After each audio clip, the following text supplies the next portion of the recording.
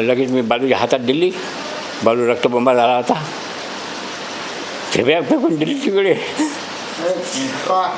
घरात आतमध्ये जातो म्हटलं मोबाईल आणायला, तर हे पडत होते आणि मी आवाज करतो म्हटलं त्यांनी मला पिस्तूल दाखवली होती. मग बॅगवरची बॅग ते विसरून घेतली आणि एक काळी बॅग होती खास मेन. सोनं होतं यात आणि पैसाही होता.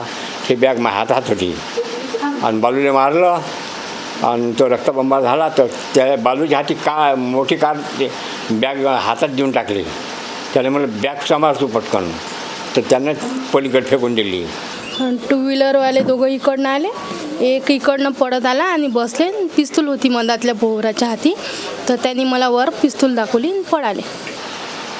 आणि लगेच पोटी फळा झाली. एक बॅग घेऊन, चांदीची बॅग घेऊन, त्याजवळ तिचं टाकायचं मला समजापास. पण होते 5 जणांचे ओपन चेहरे होते. ओपन चेहरे होते. हां, ब्ल्यू कलरचं टी शर्ट घालून होतं मागच्या मुलाच्या. ते 3 पोरं उतरले खाली. आमची वाटच पाहून आले होते आणि आडवे झाले, गाडीला आडवे झाले आणि मला ठोके चालू गेली आमच्या.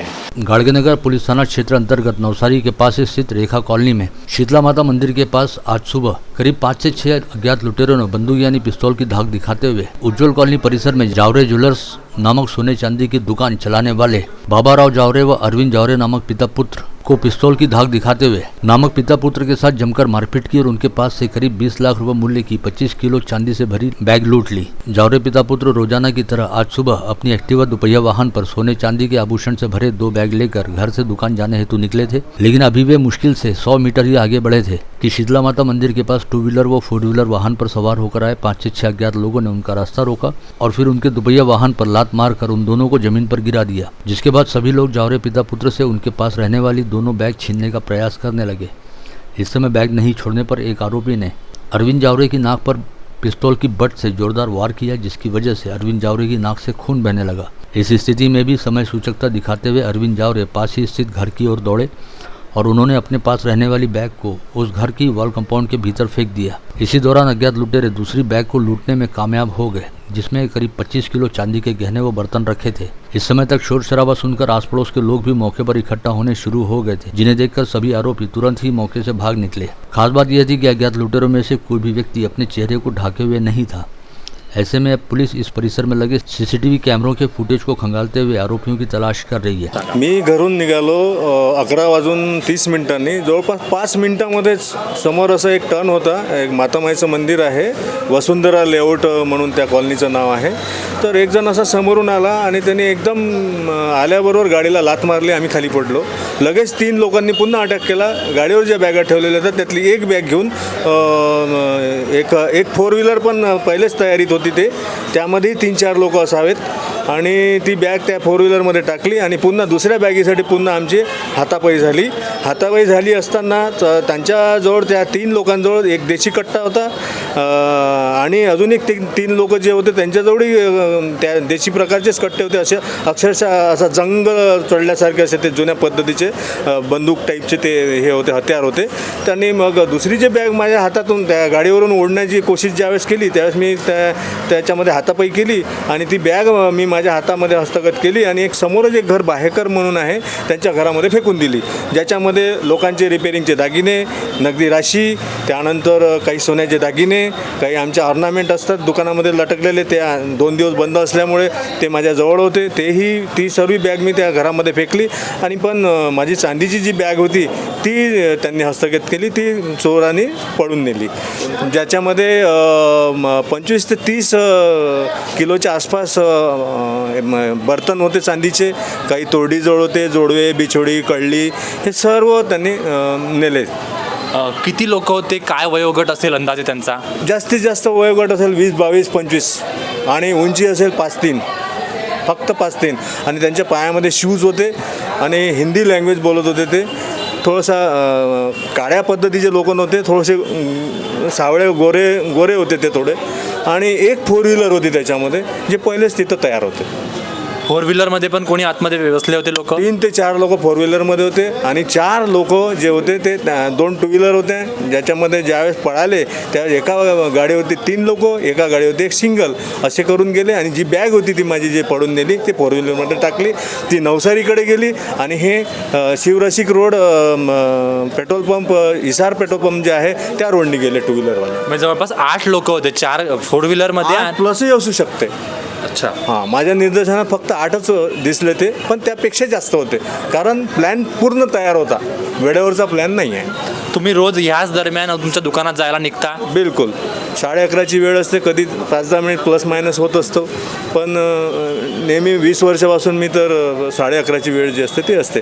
आणि खोलण्याची त्यानंतर रात्री बंद करतो मी, 9ला शॉप बंद करतो, जवळपास 9, 7, 8च्या आसपास घरी जाऊन पोचतो. या दरम्यान तुमचे वडील पण तुमच्यासोबत होते, जवळपास वय वर्ष 80 त्यांचं आहे, तर त्यांच्यासोबत काय नेमकं घडलं? त्यांनाही जसं माझ्यावरती अटॅक केला त्यानंतर त्यांनाही छातीवरती लात मारली, ते खाली पडले. त्यानंतर मी एकटा उरलेलो होतो.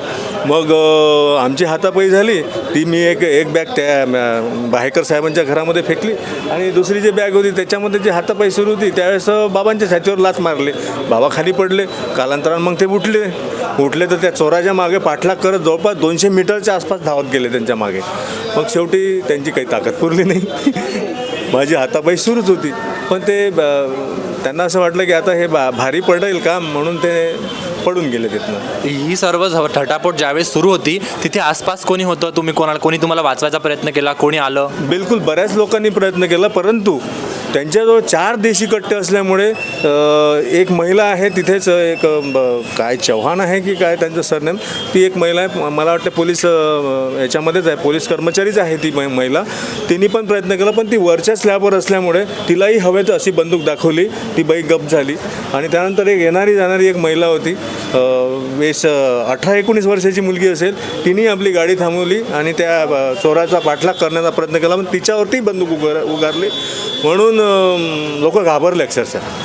ही जी लहान मुलगी जे तुम्ही तरुणी सांगताय, तर ती त्याच परिसरातली होती? ती कुठे आहे तुमच्याबद्दल, तिच्याबद्दल माहिती आहे? नाही, ते जाणारी येणारी मुलगी होती, पण त्या एरियातली आहे, पण कोणाची मुलगी आहे कोण आहे हे नाही माहीत. एक चांगला व्यक्ती म्हणून तिने तिचा करण्याचा प्रयत्न केला.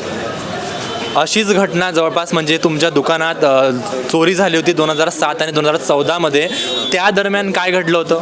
त्या दरम्यान ती रात्रीला चोरी होती, दुकान बंद असताना दुकान फोडलं होतं. त्यानंतर त्या लगेच ती चोरी झाल्यानंतर लगेच 3-4 वर्षानंतर अजून एक रॉबरी झाली होती माझ्याच दुकानामध्ये. त्यावेळेस PI महाजन साहेब होते. महाजन साहेब अक्षरशः मागे होते आणि चोर पुढे होते. असं आमचा 3-3.5 तासाचा तो हेच चालला होता, नाकेबंदीचा प्रहार चालला, थरार चालला आणि नाकेबंदी केली होती, पण चोर काही सापडले नाही त्यावेळेस. म्हणजे त्या दोन्ही वेळच्या घटनांमधले चोर सापडले नाही? अजूनपर्यंत नाही सापडले. तुम्हालाच काही संशय आहे म्हणजे तेच असतील की अजून कोणी नवीन असतील? नाही, हे हा प्रकार वेगळा आहे, तो प्रकार वेगळा आहे. म्हणजे संशय वगैरे तर नाही. मी कोणाशी कधी वाद नाही, कोणाशी भांडण नाही, काही नाही. आमचे बंधू कॉर्पोरेटर आहे, आम्ही लोकांचे भांडणं विझवणारे लोक आहे, आम्ही कोणाशी वाद करत नाही. त्याच्यामुळं मला तर नाही वाटत बे माझा कोणावरती संशय असेल वगैरे वगैरे नाही. आम्ही दुकान उघडण्यासाठी गेलो 11:30 वाजता. तर माता माझ्या जवळपास अशी एक कार उभी होती, त्या 2 पोरं होते. तर ते बाकी 3 पोरं गाडीवर होते, फोर व्हीलरवर. ते 3 पोरं उतरले खाली, आमची वाटच पाहून राहिले होते आणि आडवे झाले, गाडीला आडवे झाले आणि मला ठोकी चालून गेली. आमच्या वरची बॅग ते हिसकून घेतली. एक काळी बॅग होती, खास मेन सोनं होतं यात आणि पैसाही होता. ती बॅग माझ्या हातात होती आणि बालूने मारलं आणि तो रक्तबंबाळ झाला. तर त्या बालूच्या हाती मोठी कार ते बॅग हातात देऊन टाकली. त्याने मला बॅग सांभाळतो पटकन, तर त्यांना पलीकडे फेकून दिली आणि लगेच पोटी फळा झाली. एक बॅग घेऊन, चांदीची बॅग घेऊन, त्याजवळ 30 लाखाचा माल असं जवळपास. संपूर्ण चांदीचा माल होता? पूर्ण चांदीचा माल नेला पूर्ण. काही रोख रक्कम होती? रक्कम माझ्या हातात होती, ती बॅग तिथे माझ्या हातात राहून गेली. आणि तुम्ही जी दुसरी बॅग फेकली ती बॅग कुठे आहे?